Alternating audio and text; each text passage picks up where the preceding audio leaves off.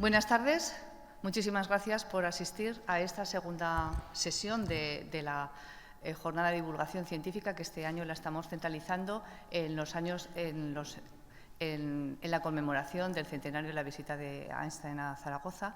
Y la verdad es que tengo que dar las gracias efusivamente por la especial acogida que estáis teniendo con todo lo que estamos organizando, no solamente estas charlas con ponentes y destacados especialistas que desde ayer nos acompañan y que van a continuar hoy por aquí, sino también con otra serie de actividades que incluyen desde visitas turístico-científicas a 250 alumnos de secundaria y bachillerato, representaciones de títeres, como por ejemplo el viernes que se oferta a 400 alumnos de primaria. También otra sesión para público general que les invito a que asistan en Caja Rural de Aragón. También tenemos charlas con alumnos de secundaria y bachillerato, como el jueves, que van a venir 300 alumnos. Tenemos un cómic maravilloso, más de 100 vídeos que nos han facilitado y que han colaborado niños de primaria, alumnos de secundaria, y que desde el comité se les va a dar respuesta. Y bueno, muchísimas gracias porque creo que está siendo todo muy de acuerdo con lo que nos habíamos propuesto en un primer momento, junto con el comité científico que me está acompañando en esta aventura ya desde mediados del 21, y nombro rápidamente Fernando Bartolomé, Marisa Sasa, Manolo Asorey y Javier Turrión. Muchísimas gracias a todos vosotros y ya sin más le doy la palabra a Luis Miguel García Vinuesa, que es catedrático de Física de esta universidad, actualmente también está en el Ayuntamiento de Zaragoza y nos va a presentar al siguiente ponente. Hola, buenas tardes. Muchas gracias, Carmina. Es para mí un honor presentar e invitar a dar la ponencia al profesor Manolo Asorey, querido amigo Manolo. Manolo es un gallego que vino a Zaragoza pasando por Castilla. Él nació en un pueblo de La Coruña, me ha dicho hace un momentito el nombre y no lo recuerdo, con lo cual ahora nos lo dirá. Estudió en la Universidad de Valladolid, donde se licenció en 1973 y se doctoró en la Universidad de Zaragoza en Física en el año 78. Es en Zaragoza ya donde ha desarrollado su carrera profesional. Una vez que fue doctor, luego más tarde obtuvo la plaza de profesor adjunto en el Departamento de Física Teórica en la Universidad de Zaragoza en 1982. En 2006 obtuvo la plaza de catedrático de universidad. El profesor Asorey, Manolo, tiene 8 sexenios de investigación y 9 quinquenios docentes, lo que quiere decir, dicho en plata, que es toda una vida dedicada a la física y a la universidad, en nuestro caso de Zaragoza. El profesor Asorey ha trabajado fundamentalmente en los aspectos no perturbativos de la teoría de campos, tanto en física de partículas, es muy interesante porque tanto en física de partículas como en materia condensada, es decir, ha tenido esa aplicación dual y con especial énfasis en los aspectos topológicos en las teorías de gravitación. Ha dirigido 7 tesis doctorales, ha publicado más de 150 artículos en revistas internacionales y tiene 5 libros publicados. Ha sido el investigador principal de 20 proyectos, tanto nacionales como internacionales, lo cual refleja la altísima actividad investigadora que ha desarrollado en su dilatada carrera y actualmente sigue siendo el investigador principal del grupo del Gobierno de Aragón de investigación, conocido como Grupo Teórico de Altas Energías. A lo largo de su dilatada carrera investigadora ha realizado numerosas estancias, algunas sabáticas, otras más cortas, en distintos centros de investigación de muchísimo prestigio, como Harvard, la Sorbona, el mismo CERN, Oxford, la Universidad de Nápoles, Río de Janeiro, Bangalore, la École Normale de Palaiseau, en Francia. Ha sido conferenciante invitado en más de 100 conferencias internacionales, editor asociado de 4 revistas y director, no ha eludido la tarea de gestión que suele llevar también el ser profesor y investigador, y ha sido director del Departamento de Física Teórica de la Universidad de Zaragoza. Fue el último, si no me equivoco, director del Grupo Interuniversitario de Física Teórica de España y del Grupo de Física Teórica de la Real Sociedad Española de Física. Como ven, una dilatada y fructuosa carrera investigadora, académica e investigadora, y todo ello culmina en 3 hitos, con los cuales ya acabaré la presentación.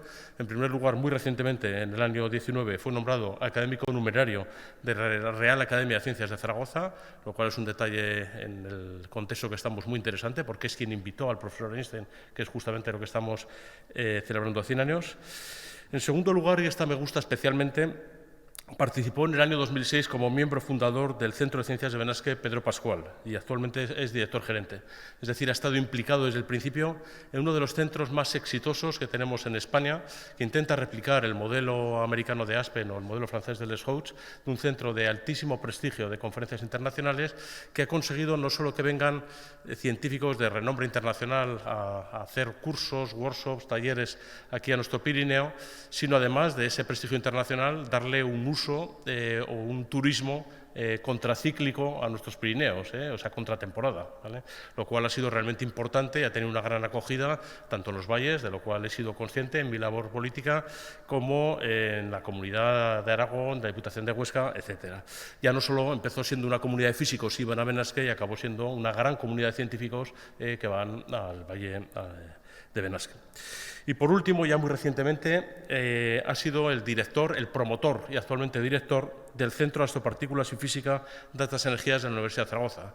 Un centro, embrión, esperemos, de un futuro instituto de investigación en la rama, en las astropartículas y altas energías, y Manolo ha estado siempre ahí, fue el precursor, motor, junto con algún otro investigador del departamento, y ahora es el actual director.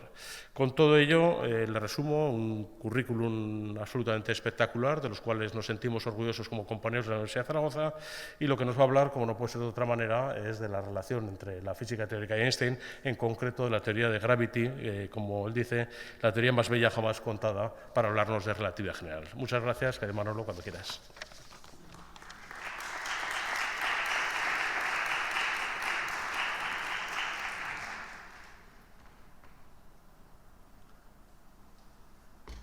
Muchas gracias, Luismi. Muchísimas de las cosas que has contado se me habían olvidado y me vienen a la memoria pues, cosas del pasado, pero gracias en cualquier caso. Pero lo importante es de lo que vamos a hablar hoy, que es la mayor contribución, en mi opinión, y en la de muchos físicos, que hizo Einstein a la física del siglo XX, que es la descripción más ajustada que existe de la interacción gravitatoria. En su momento él la llamó relatividad general, pero hoy se conoce como la teoría relativista de la gravitación. La verdad es que la vida de Einstein es una vida de película, todavía no hay una película, digamos, comercial sobre su vida, pero no cabe duda de que Gravedad está por encima de Einstein y sobre gravedad hay muchas películas. Hay una que Gravity, hay otra que se llama El Marciano, Interstellar. El próximo viernes se presentará aquí una serie documental ficción realizada por un zaragozano, Carlos Barceló, que actualmente trabaja en el Instituto de Astrofísica de Andalucía y que ya han proyectado varios de los episodios, son 14 de una hora, nunca jamás se había hecho una cosa igual, y sobre todo en España, que lleva por título Tierra de Gravedad. Y el tema de la serie pues, es justamente el dominio de gravedad y estas teorías de Einstein. El próximo viernes, repito, se hará dentro del marco de la celebración una presentación oficial del capítulo 10, que está rodado íntegramente en Aragón. Bueno, entonces vamos a ver en qué consiste la contribución de Einstein, que es la que realmente le ha dado fama mundial. La gravedad es la interacción o la fuerza más antigua que conoce el hombre. Digamos, está en la Biblia, ganarás el pan con el sudor de la frente. Esto en lenguaje campesino significa trabajar de sol a sol, levantar pesos, labrar la tierra, etc. Todo eso es luchar contra la gravedad o aprovechar la gravedad para hacer embalses, etc. Entonces, es la primera fuerza que el hombre dominó desde el punto de vista práctico. No desde el punto de vista científico, desde el punto de vista práctico sí. La siguiente fuerza que encontró el hombre, y esto ya es artilugio, es decir, es ya ciencia, o sea, se realizó este descubrimiento por científicos, es el electromagnetismo. Y esto empezó casi como un juego, con imanes, circuitos, etc., y acabó a finales del siglo XIX con una teoría completa de esa interacción, mejor formulada que la teoría de la gravedad que existía entonces. Bueno, pues Einstein, basándose en cómo funcionaba la interacción electromagnética, pues descubrió que la gravitación tendría que ser similar. Y, bueno, pues ya había habido un precedente, o sea, de muchos siglos de dominio de la gravedad de forma práctica. No se llegó hasta el gran Isaac Newton en 1687, que fue capaz de formular lo que él denominó teoría de la gravitación universal. Y eso es lo que todo el mundo conocemos, de que la fuerza de la gravedad, que es lo que atrae a nosotros y a los objetos terrestres, como la manzana que está en la imagen, es la misma que lo que atrae los planetas al Sol. Es la misma fuerza, las mismas leyes.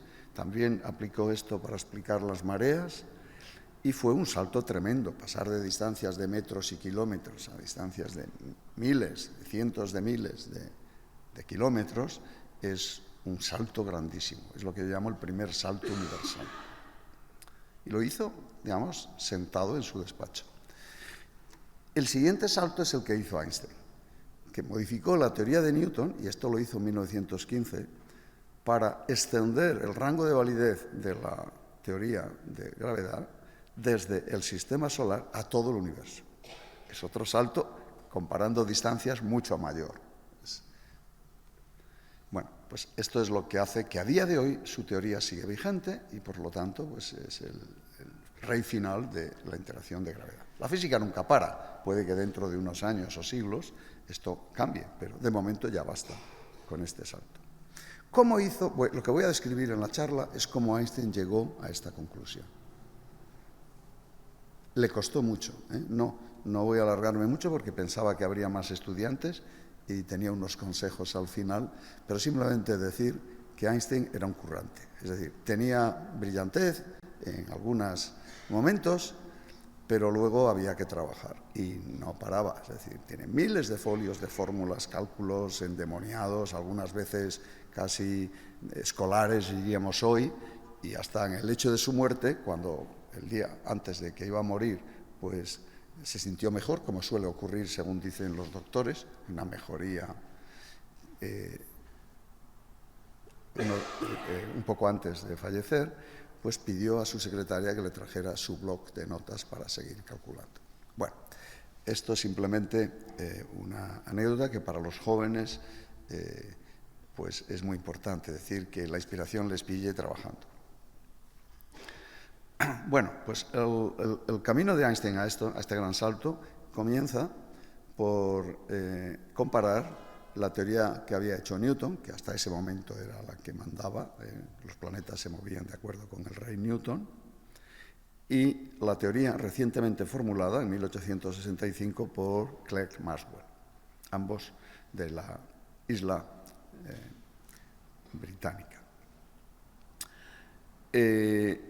Maxwell, bueno, voy a decir una cosa. Hay momentos, he dicho, que los científicos disfrutan, pero como he dicho antes con Einstein, momentos en que sufren y trabajan y a veces no obtienen resultados. Pero hay momentos que son brillantes, que les produce tanto placer que les compensa, ¿no? Entonces hay 4 casos, hay muchos más, pero 4 casos bastante famosos y 2 son los asociados a estos hombres. Pero el primero conocido es el momento eureka de Arquímedes, ¿no? El gran matemático griego que, pues, según la leyenda, en la bañera descubrió el principio de Arquímedes que permitía distinguir pues, la densidad de ciertos metales valiosos de los menos valiosos, ¿no? Ese fue un momento de Arquímedes de eureka. Él mismo lo mencionó. Otro momento, que ese no está bien descrito porque es el de Newton, cuando descubre que la gravedad en la Tierra es la misma que los planetas, y ese no está descrito porque Newton era muy críptico y muy reservado, o sea, de hecho guardaba los descubrimientos mucho tiempo, y entonces no sabemos cuándo ocurrió, pero es indudable que tuvo que ocurrir, porque es una idea tan genial que al que la descubre le tiene que producir, digamos, un cierto éxtasis. El tercero es este de Maxwell, en 1865, cuando unificó todas las leyes que describían lo que en ese momento era magnetismo y electricidad, y que eran cosas que en principio eran juegos de imanes y circuitos eléctricos, corrientes, imanes, etcétera. Cosas que ahora son habituales, pero entonces era una cosa que solo se hacía en los laboratorios. Él y muchos otros descubrieron finalmente en ese año las leyes. Y las leyes, pues vieron que además de explicar lo que ya conocían, había otras soluciones de sus ecuaciones un poco raras. Eran soluciones que implicaban que había unas ondas. Y entonces, bueno, esas ondas se propagaban y el Maxwell calculó en una hoja de papel a qué velocidad se propagaban. Y claro, la velocidad de propagación dependía del medio, pero él calculó en el vacío y le da la velocidad de la luz.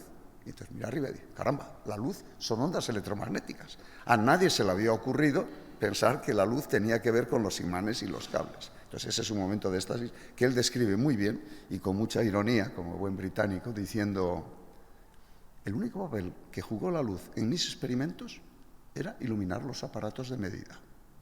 O sea, no era el objeto de experimentación, era algo marginal, simplemente porque hay que ver cómo están los aparatos. Bueno, él lo describe como un momento, digamos, supremo. Descubrir que la luz son soluciones de sus ecuaciones, pues es increíble. Bueno, y el otro momento es el de Einstein, que es en 1907, todavía como oficial de la Oficina de Patentes de Berna. Antes, para resolver el conflicto que había entre la mecánica de Newton y la teoría de Maxwell, que consistía esencialmente que en la teoría de Maxwell esas ondas se propagaban a la velocidad de la luz siempre, no dependían de si el observador de esas ondas estaba quieto o se movía. Eso en la mecánica de Newton es imposible, porque si un objeto se está moviendo y el observador se mueve hacia atrás, pues el objeto se mueve a más velocidad. Es la ley de adición de velocidades de Galileo. En la teoría de Maxwell no podía ser, y esto se comprobó experimentalmente, de que en todos los sistemas inerciales que se llaman, que se mueven unos con respecto a otros con velocidad constante, la velocidad de la luz es la misma, 300.000 kilómetros por segundo. Entonces, ahí pasa algo. La mecánica de Newton y la teoría del electromagnetismo de Maxwell, pues no encajan. Y Einstein tomó partido por lo de Maxwell y dijo, primer principio de la física, la velocidad de la luz es constante. En cualquier sistema de referencia, eso está por encima de todo. Si eso está por encima de todo, la única manera de explicar que eso es así es que el tiempo para un observador no es lo mismo que para otro, porque si no, la velocidad va a cambiar. Y entonces convirtió lo que ya habían descubierto otros antecesores como Lorentz, pues que esa relatividad del tiempo era real. Para Lorentz era una ficción matemática, pero Einstein dijo, no, el tiempo local es el tiempo. En esto influyó que en la oficina de patentes, muchas veces se describe su trabajo allí como rutinario, burocrático y lejos de las... No, las patentes que él estaba estudiando eran patentes de sincronía de relojes de las estaciones de tren, porque entonces el tiempo pasó a ser muy importante para saber cuándo llegaban los trenes. Hasta entonces no hacía falta, cada pueblo tenía su tiempo y se contaban las efemérides por cuando se había muerto un rey o cuando había pasado algún acontecimiento. Pero a partir de mucho antes, cuando empezó la Revolución Industrial, el tiempo ya era necesario medirlo y medirlo a distancia y comparar tiempos de zonas, ¿no? Entonces, eso le facilitó su tarea de decir al tiempo este de Lorentz, que hay que introducir para explicar por qué la velocidad de la luz es constante, es un tiempo físico. Bueno, entonces dice, pues si eso es así, la ley de Newton, la segunda ley de Newton, fuerza igual a masa por aceleración, tiene que estar mal. ¿Y por qué la cambiamos? Pues la cambiamos después de pensar bastante por esta fórmula, que es un poco más complicada, y a esto se le llamó relatividad especial. Bueno, pues esto resolvió la paradoja a favor de Maxwell. Bueno, pues aquí Newton retiró ya su nombre de la segunda ley. Esto conjugaba perfectamente con las observaciones, es decir, no era un capricho de escribir esto en vez de... Pero levantó mucha polémica, porque el cambio este del tiempo universal a un tiempo relativo, pues bueno, suscitó pues, el interés de filósofos, sociólogos, pensadores, otros físicos que se oponían, y eso fue el objeto principal de la primera charla que dio Einstein aquí, en esta sala, según luego nos dirá Javier Turrión, creo. Entonces, eso fue un artículo de Einstein del año 1905. Pero el artículo que escribió a continuación fue, a partir de este principio de relatividad especial, derivó esta fórmula, que es que la mínima energía que tiene un cuerpo no es cero, está dada por mc², que es su energía en reposo. Y como vemos, esa energía depende de la velocidad de la luz. Es un concepto absolutamente relativista. C es la velocidad de la luz, 300.000 kilómetros por segundo. Y por si alguien no lo había entendido, unos años más tarde, pues todo el mundo apareció en primera plana de los periódicos que eso implicaba pues, la desgracia esta de Hiroshima y Nagasaki del año 45. Pero esto no es lo que yo quería contar. Yo quería contar cómo de aquí Einstein llegó a la conclusión de que también Newton estaba equivocado en la ley de gravitación universal. No solo en la fórmula, la segunda ley, F igual a m por A, sino también en la descripción de la interacción de la gravedad. Bueno, la comprensión del principio de la relatividad enseguida, gracias al matemático Minkowski, pues se entendió que el tiempo tenía que formar parte del espacio como una cuarta coordenada, y entonces eso ya se llamó espacio-tiempo, que ahora ya está asimilado por la mayoría. Y en ese espacio pues hay una medida de distancias que es un poco diferente de las distancias espaciales, se llama la distancia de Minkowski, y ocurren cosas raras, como que hay puntos que están a distancia cero, esos puntos son los que están conectados por rayos de luz, pero el espacio-tiempo pasa a ser como esa hoja que hay ahí cuadriculada, en donde pues hay unas direcciones que son espacio otras tiempo, y hay unas medidas de distancia que hacen que la cuadrícula pues sea más o menos rectilínea. Como vemos, la relación para que el tiempo pase a ser la cuarta coordenada, pues por dimensiones la cosa no funciona, hay que multiplicar por c. Entonces, c por t ya es un espacio. Bueno, pues lo que le chocaba a Einstein de lo de Newton, él no paró. En cuanto llegó a esto, dice, ahora hay que cambiar la gravedad, porque la teoría de Maxwell la entendemos muy bien. No hay acción a distancia. Para que un cuerpo atraiga a otro, lo que hace es enviarle una señal que tarda un tiempo, y cuando esa señal llega dice, pues esto tiene carga distinta de esta, entonces nos atraemos, si son iguales se repelen con unas ciertas leyes dadas por la teoría de Maxwell. ¿Qué ocurre? Que en la teoría de Newton no es eso. El Sol atrae a un planeta instantáneamente, con el inverso al cuadrado de la distancia. Eso no puede ser, no es compatible con la relatividad, donde todo requiere una causalidad, un tiempo para que se propague la interacción a distancia. Entonces, ese era lo que a él le rechinaba de la teoría de Newton, y trató de buscar una solución más cómoda con el principio de la relatividad. Y ahí es cuando viene pues, su momento de éxtasis en 1907, que todavía seguía, como he dicho antes, en la oficina de patentes, viendo llover tras la ventana, como suele ser habitual en Suiza, en Berna, pues veía caer las gotas de agua, y debía ser un día muy triste y aburrido, y entonces se empezó a pensar en el famoso experimento, que quizá no tuvo lugar nunca, de Galileo, tirando objetos desde la Torre de Pisa, ¿no? Entonces, el argumento de Galileo es que la gravedad terrestre, dos cuerpos caen en el mismo tiempo de la torre al suelo, independientemente de cuál sea su masa. Eso se conoce con principio de equivalencia, que hay en Galileo. Es decir, tiramos una piedra y una pluma y caen al mismo tiempo. Eso chocaba mucho. No ocurre así, porque está el aire, que ofrece una resistencia distinta a la pluma que al ladrillo, ¿no? Pero si la pluma la ponemos encima del ladrillo, con lo cual la atmósfera solo afecta al ladrillo, pues los dos caen al mismo tiempo. Y ese era el experimento de Galileo. Ahora lo podemos ver en las imágenes estas de la estación espacial, ¿no? Que están flotando las personas y los objetos, porque da igual cuál sea su peso. Si no hay gravedad, pues están... Y entonces a Einstein se le ocurrió, dice, oye, ¿y si Galileo se tirase con la piedra y el ladrillo de la torre, qué vería? Pues no, vería que no se mueven los objetos, caen todos al mismo tiempo. Entonces, él vería que está en un mundo sin gravedad. Entonces ahí es cuando tuvo su momento de lucidez, según él dice, y escriba la idea más feliz de su vida, ¿no? Bueno, pues ya está. La gravedad es también un concepto relativo, es decir, depende de cómo lo mira el observador.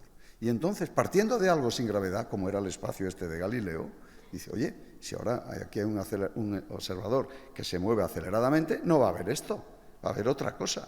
Y eso será la gravedad que él ve, aunque sabemos que no hay gravedad, porque aquí era simplemente el espacio libre, pues ¿qué verá? Bueno, y ahí arrancó, y claro, dificultad número 1, que requería saber muchas matemáticas, y Einstein en eso no era docto. Pero, como cualquier persona que tenga recursos, pues recurrió a amigos que sí que sabían de matemáticas. Y claro, tuvo la suerte de tener un amigo que ya en esa época era profesor en el ETH de Zúrich, un centro muy prestigioso, donde él había estudiado, que se llama Marcel Grossmann. Marcel Grossmann era muy amigo suyo, de hecho le ofreció un empleo cuando Einstein estaba todavía en la oficina de patentes. Pero sobre todo Marcel Grossmann sabía las matemáticas que eran necesarias para ver esos cambios de esas distancias simétricas en el espacio de Minkowski cuando uno cambia de coordenadas. Claro, y en la etapa final, ya cuando casi lo tenía, pero no llegaba porque fue un trabajo muy arduo, pues entonces no tuvo más remedio que ir a ver al gran David Hilbert y durante una semana le estuvo explicando lo que había entendido, los progresos que había hecho en matemáticas, etcétera, pero que le faltaba algo todavía. Y esto era en octubre del año 15. Y Hilbert le trató de ayudar, entendió el problema, y entonces Einstein se puso nervioso pensando que Hilbert quizá iba a hacer la teoría en vez de él, ¿no? Y llevaba muchos años invertidos, 8 años. Entonces, rápidamente, volvió a Berlín y convocó a la academia.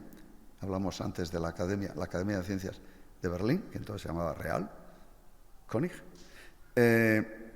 y reservó 4 sesiones de la Academia en noviembre, todos los jueves de noviembre, desde el día 4 al 25, estaban reservados para presentar una charla del señor Albert Einstein sobre la teoría de la gravitación. La primera, bueno, aquí están, él daba la charla, se escribía la charla, se imprimía, se corregía, bueno, antes de imprimir se corregían las pruebas, se llevaba al próximo jueves, se distribuía entre los académicos el artículo que había salido de la charla de la semana anterior. Y así 4.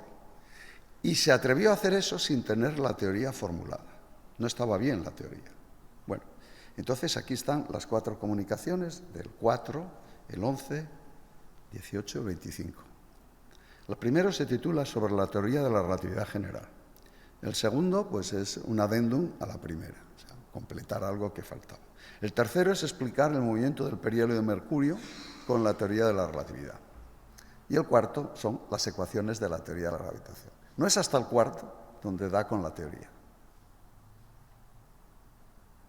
En la primera página, un poco condensada de ese cuarto artículo, es esto que son las ecuaciones de hoy en día de la gravitación. No hace falta que las miren porque están en una notación que incluso para mí resulta un poco difícil de entender, porque además los tipos de imprenta de esa época no se prestaban mucho para las fórmulas matemáticas. Y bueno, aquí dio con la clave. Bueno, no voy a entrar en detalles porque me estoy retrasando mucho con respecto al tiempo y al tiempo de la charla, no del de Einstein. Y voy a saltarme algunas explicaciones de qué diferencias había entre las distintas formulaciones que fue haciendo a lo largo de todo el mes hasta que llegó a esta. Bueno, pues ahí pasaba esta teoría, según él, era la que había que hacer en vez de la de Newton. Pero claro, eso lo decía él. Pero él añadió en la tercera charla, esta es la ecuación, esto es lo que digo que se considera por muchísimos la teoría más bella formulada, porque aquí lo que cambió esencialmente es que cuando hay gravedad lo que ocurre es que la métrica esa de ese espacio de Minkowski ya no es la de Minkowski llana, sino que es otra que aquí se llama G mu nu y que tiene una curvatura, porque ya no es llano, hay una curvatura que es esta R, el R mu nu, etcétera. Y a la derecha de la ecuación pues está la materia. Hilbert llegó a algo parecido, pero Hilbert lo que obtuvo es cómo se atraen paquetes de luz entre sí. Pero este lo que quería es masas cómo se atraen las masas. Newton era planetas, ¿no? Entonces, esta teoría es mucho más completa. Bueno, es muy bonita, no hay otra ecuación que no he escrito, que esta lo que dice es qué campo gravitatorio genera una distribución de materia. Pero ahora falta decir cómo ese campo actúa en la materia. Y eso se suele decir, ayer lo dijo Alicia en su charla, que aquí, en esta ecuación, la materia le dice al espacio-tiempo cómo tiene que curvarse, y en la otra, el espacio curvo le dice a la materia cómo tiene que moverse debido a que se ha curvado el espacio. Bueno, esto es el centro, esto es lo que logró Einstein en el año 15, en noviembre, día 25, y luego publicó un artículo formal en el año 16, ya muy largo, con muchos más detalles. Pero, bueno, esto es una gracia. En el monte Sinaí hay una roca enorme que tiene las ecuaciones de Einstein. No se sabe quién las escribió. Algunos especulan que fue lo que trajo Moisés, ¿no?, del monte, pero yo dudo que fuera así. Y si no, Einstein no hubiese sufrido tanto, ¿no? Lo que él explicó por qué esta teoría era mejor que la de Newton es que había una anomalía en el movimiento de Mercurio. Mercurio es el planeta que está más cerca al Sol, por lo tanto es el que más rápido se mueve. La velocidad de movimiento de Mercurio es mucho mayor que la Tierra. Y como se mueve a mucha velocidad, siente más la teoría de la relatividad. Y entonces lo que le ocurre es que su órbita no es una elipse, como es para la Tierra, Marte y los demás planetas, sino que es una elipse que se va rotando. Se va rotando y el punto más extremo de la elipse pues, se mueve a una velocidad ridícula, porque son 43 segundos de grado. Pensad que el círculo son 360 grados, entonces son 40, cada siglo. Esa es la anomalía. Los astrónomos son muy perfectos y lo habían medido. Y entonces esto lo explicó Einstein en su tercera charla de noviembre del 15.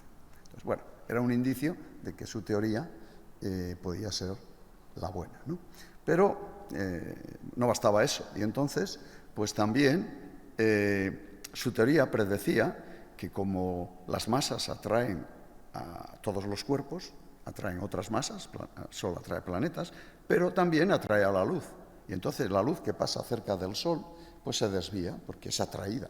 Por ejemplo, este rayo que envía esta estrella, pues al llegar al Sol pues sufre una atracción y por lo tanto cuando llega a la Tierra pues se encuentra desviada. Eso nos produce un engaño, un trampantojo, porque a nosotros, pensando que viene en línea recta, nos dice que esta estrella que en realidad está aquí, nosotros la vemos aquí. Porque nosotros no sabemos que se ha curvado, va en línea recta. Entonces este ángulo es el ángulo de engaño, de desvío de los rayos de luz por la atracción de un cuerpo, en este caso el Sol. Y entonces lo que se le ocurrió a mucha gente, porque la gente no para de pensar, se le ocurrió, dice, pues esto lo podemos medir cuando haya un eclipse. Claro, cuando hay sol no vemos nada. O sea, mirar las estrellas de atrás es ridículo, te quedas ciego porque el sol te deslumbra, ¿no? Entonces había que esperar un eclipse de luna que tapase el sol y entonces las estrellas que estuviesen cercanas en el ángulo de visión a la superficie del sol, pues eran las que podrían ver este efecto. Y corriendo querían hacerlo ya en el año 14, porque Einstein predijo esto antes de tener las ecuaciones, igual que lo de Mercurio. Y el resultado, a Newton también le da un desvío. Newton también satisface el principio de equivalencia y también los rayos se desvían. Pero resulta que el ángulo es justo la mitad del de Einstein. Entonces hay que medir y ver el número y ver quién tiene razón. Bueno, pues en el 14 quisieron hacerlo en Crimea. No sé si os recordáis, pero había una guerra mundial por ahí, que ahora vuelve a estar cerca de ahí. Entonces no se podía hacer. Aparte que el tiempo, la previsión meteorológica era muy mala y la expedición que lo iba a hacer pues canceló.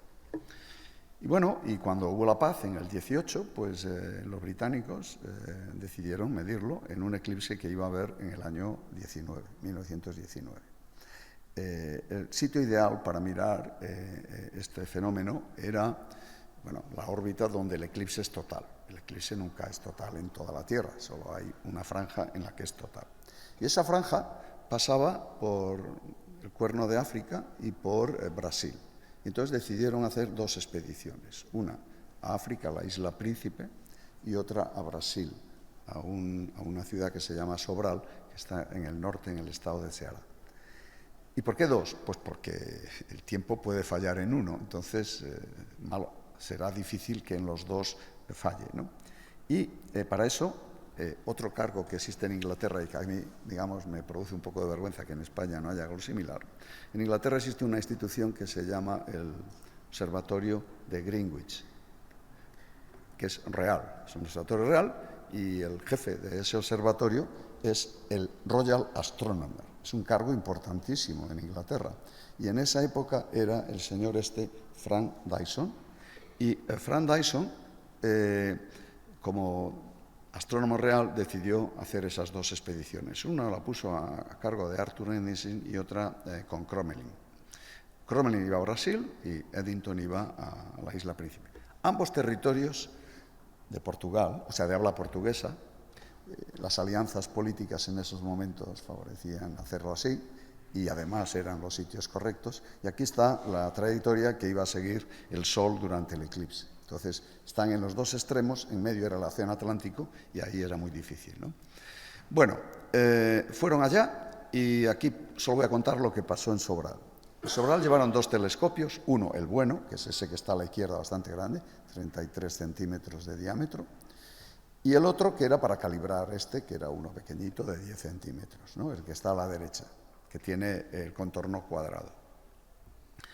Bueno, pues ahí estaban y en la Isla Príncipe, que está muy cerquita de la Guinea Ecuatorial Española, pues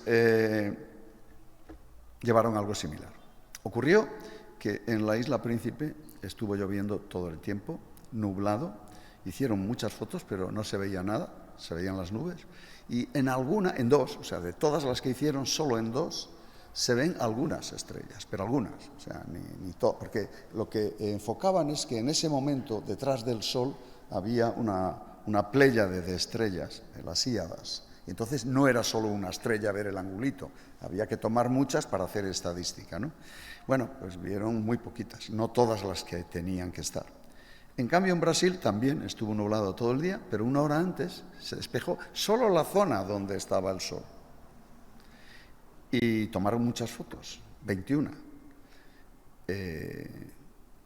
Las que tomó el telescopio bueno, hubo que tirarlas a la basura, porque hacía tanto calor que la lente se deformó y no se veía nada. Estaba totalmente borroso. Una desgracia para las dos expediciones. Pero afortunadamente el telescopio pequeño hizo 9 fotos y todas buenísimas, de mucha calidad. Y entonces, combinando las estadísticas de los dos sitios, hubo que esperar, porque en Sobral no tenían el mapa de las estrellas sin el Sol. Hubo que esperar mucho tiempo hasta poder hacer una fotografía sin el Sol. Y cuando todo estuvo listo, publicaron y presentaron a los medios en noviembre del año 19, o sea, esto fue en mayo, bastaron bastantes meses, y entonces presentaron los resultados y pues esto fue el boom mundial, o sea, la gente hablaba mucho de política, de guerras, etcétera, y esto pues era algo que se iba más allá, ¿no? Entonces, periódicos sajones, este es el New York Times, la teoría de Einstein triunfa. Y pensad que en Inglaterra, Alemania había sido un país enemigo, o sea, hasta hacía un año, y seguía siéndolo aún. Y entonces, descubrir que la teoría del gran genio británico, Newton, sucumbe ante la de un teutón, era muy difícil. Pero eso es lo que los británicos, el fair play, funciona. O sea, la ciencia está por encima de la política y aceptaron esto. Hay cosas divertidas. Los titulares ingleses suelen ser muy graciosos, cuesta entenderlos, pero, por ejemplo, aquí pone un libro para 12 hombres sabios, que eran lo que, según interpretando un comentario que hizo Einstein, en todo el mundo podían entender su teoría. Con lo cual, en la audiencia que hubo aquí, pues seguro que no había 12, quizá 2, pero es de reconocer. Y hay aquí a la derecha he puesto una carta de Einstein preciosa, escrita a petición del Times inglés, y agradece muchísimo a los británicos su dedicación al experimento para comprobar la teoría de un enemigo. Frank Dyson era contrario a la teoría de Einstein y quería hacerlo para mostrar que estaba equivocado. En cambio, Eddington simpatizaba mucho y, bueno, al final fue lo que fue. Entonces, esto es una hoja, doble página del Time. Es maravilloso este dibujo, está muy bien hecho. Veis ahí Sobral, la explicación casi matemática de cómo fue todo, y ocupó 2 páginas del Times en esa noviembre. Bueno, pues a partir de ahí pasaron muchas cosas. Einstein ya tuvo muchísima fama, más de la que tenía, que ya era conocido, pero no tanto. Y bueno, esto sin duda ayudó, aunque no le dieron el premio Nobel por esto, pues a que pudiera descansar un poquito, viajar, venir a Barcelona, Madrid, Zaragoza, quizá tocar música y dar muchas conferencias. Durante ese periplo dio más de 30 y recaudó bastante dinero, cosa que también aparentemente necesitaba. Pero tenía en el bolsillo un tesoro, que era esa teoría, ¿no?, que le garantizaba pues, que iba a tener futuro, ¿no?, en esto de la ciencia. Y bueno, pues esta foto que salió el otro día en el Heraldo, pues nos recuerda que sí, que es verdad, se hizo presente en Zaragoza y asistió a este concierto de jotas, ¿no?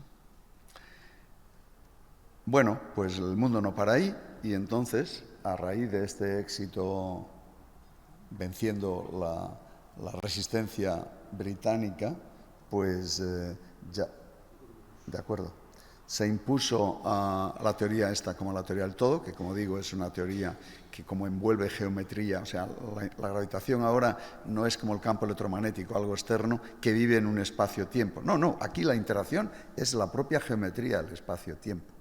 Eso es una cosa hermosísima. Bueno, pues empezaron a gente a procurar encontrar otras cosas que se podían detectar o confirmar o no de la teoría de Einstein. Y un señor alemán también, Karl Schwarzschild, al año siguiente de Einstein formular esa teoría en noviembre, y al año siguiente quiero decir no más tarde de marzo, o sea, 3 meses después, ya saca una solución rara que a Einstein no le gustaba nada. De hecho, le envió a él el manuscrito y Einstein lo retuvo hasta que este señor se murió, porque murió inmediatamente, y entonces corrió a publicarlo, ¿no? Encontró una solución rarísima que era lo que hoy conocemos como un agujero negro. A Einstein eso le disgustaba, él no pensaba, él pensaba explicar el movimiento, los planetas, la luz, etcétera, pero no una catástrofe como es un agujero negro. Bueno, pues eso ocurrió y estaban las ecuaciones de Einstein y hemos visto estos días y hace poco hemos incluso fotografiado uno, este Messier 87, que está a 55 millones de años luz. Esta es la unidad que hemos patentado, el maño, luz. Y está tiene una masa, ese agujero negro, brutal, 6.500 millones de soles. Una masa brutal. Esto existe. Y en nuestra galaxia hay otro similar que también se ha fotografiado recientemente. O sea que esa predicción de la teoría de Einstein todavía hoy aparece y nos descubre cosas raras que hay en el universo. Pero todavía más, este señor de San Petersburgo, Alexander Friedman, y Georges Lemaitre, unos años más tarde, redescubrió lo mismo que Friedman. Georges Lemaitre era un sacerdote belga, pero físico, o sea, tenía una formación tremenda. Descubrieron que había otra solución todavía más rara de las ecuaciones de Einstein. Y es que si supones que la distribución de materia en el universo es uniforme y homogénea, etc., pues había una solución que es que el universo se expande. Y bueno, otra curiosidad que Einstein odiaba. O sea, Einstein quería un universo estático, porque las cosas se mueven poco, así pensando a grandes rasgos. Y al propio Georges Lemaitre le dijo que su teoría era correcta, pero era abominable. Palabras de Einstein. Entonces, ¿qué ocurrió? Que este Georges Lemaitre viajó por Estados Unidos, fue a observatorios y vio que estaban midiendo, que había muchas galaxias que se alejaban y estrellas que estaban muy lejanas, que se alejaban de nosotros, todas, y con un ritmo, que era un ritmo que dependía de la distancia a la que se encontraban. Y descubrió que encajaban perfectamente con la teoría de Einstein. O sea que la expansión del universo también estaba en las ecuaciones de Einstein. Y hoy es el modelo de la cosmología. O sea, hoy la cosmología se basa en esa expansión que está descrita con las ecuaciones de Einstein con una ligera modificación y, sobre todo, los astrónomos aceptan que hay que añadir 2 cosas para que las cosas se encajen. Aparte de Einstein, hay que añadir lo que se llama materia oscura. Y bueno, pues el modelo que todo el mundo acepta, por lo menos el 99,9% de los cosmólogos, es Einstein tiene razón todavía, Y lo que hay que es añadir materia oscura, aparte de la constante cosmológica que ya el propio Einstein había introducido anteriormente. Bueno, pues por si faltaba poco, en el centenario del descubrimiento de las ecuaciones estas de la teoría más bella de Einstein, pues se descubrieron otras soluciones que tienen las ecuaciones, que son estas ondas, como las ondas electromagnéticas, pues ahora gravitatorias, y se detectaron, pues como nos ha contado ayer Alicia, en 2015. Y continúan detectándose, se van acumulando datos y datos, y no solo en ese experimento se vio que había ondas, sino que se vio que eran debidas a la fusión de dos agujeros negros, o sea, otra vez soluciones. Y los cálculos que permiten determinar esas ondas se hacen de acuerdo con la teoría de Einstein. Son tremendos cálculos numéricos en los que Alicia Sintes es una especialista, que provocan que lo que se observa son efectos de la colisión de dos agujeros negros a grandes distancias. Y acabo aquí, porque ya mi tiempo se ha pausurado, para decir que esto no es un sueño, digamos, sin aplicaciones. Las aplicaciones de esta teoría son enormes, no las puedo enumerar todas porque el tiempo se acaba, pero la más fundamental es la que nos afecta en el día a día, es en situar el posicionamiento GPS en la Tierra, usando los satélites de la red GPS, y de acuerdo con la relatividad especial, el tiempo en el satélite, como se mueve respecto a nosotros, porque están girando, pues el tiempo se dilata, va más lento, ¿vale? Entonces hay que tener en cuenta eso.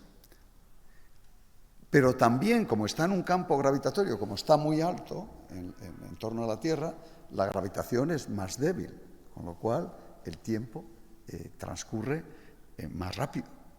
Entonces, la combinación de los dos factores nos da que hay 38 microsegundos que descontar. Fundamental. Si no, nos encontraríamos en África en vez de ir a Algeciras.